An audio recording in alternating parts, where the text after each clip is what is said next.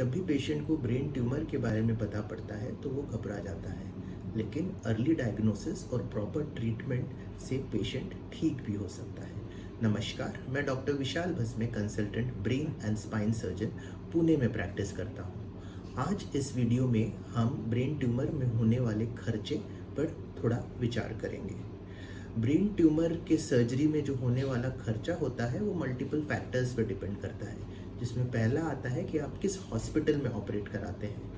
अगर आप बड़े बड़े कॉरपोरेट हॉस्पिटल्स में ऑपरेट कराएंगे तो उसमें औसतन खर्चा 20 से 30% ज़्यादा आएगा छोटे हॉस्पिटल में ऑपरेट कराने के कंपैरेटिवली। दूसरा, आप किस रूम कैटेगरी में ऑपरेट कराते हैं। यूजुअली हॉस्पिटल्स में मल्टीपल रूम कैटेगरीज होती हैं, जिसमें general ward, semi private, private AC होते हैं।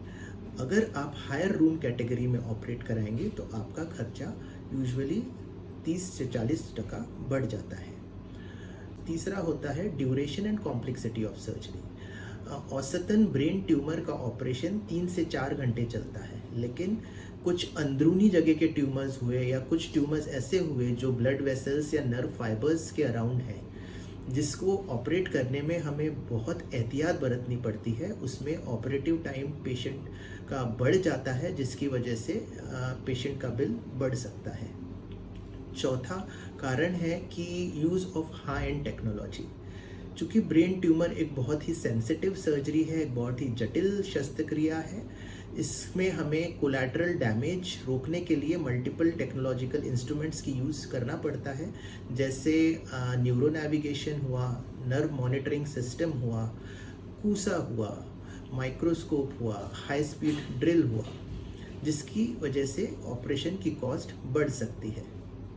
एक बार ऑपरेशन हो गया तो पेशेंट को आईसीयू में शिफ्ट करा जाता है।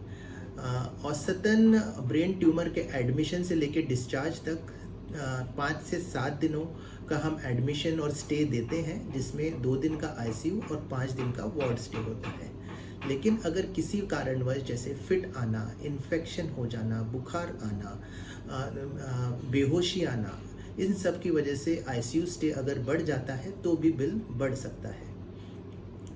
औसतन एक ब्रेन ट्यूमर के ऑपरेशन में लगभग छोटे अस्पताल में 2.5 से 3 और बड़े अस्पताल में 4 से 5 लाख तक की खर्चा आता है।